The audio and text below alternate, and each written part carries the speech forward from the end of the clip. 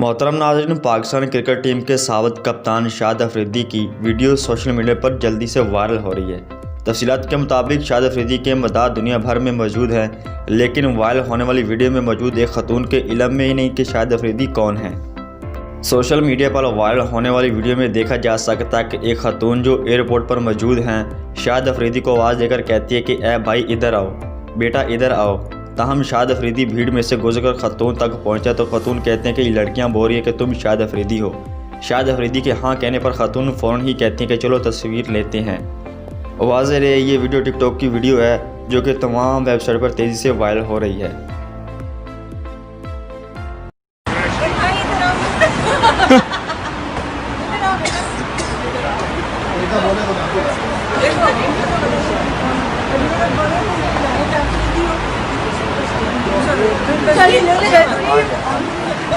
Can you take a picture?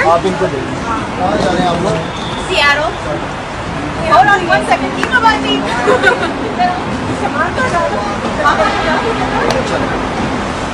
Oh.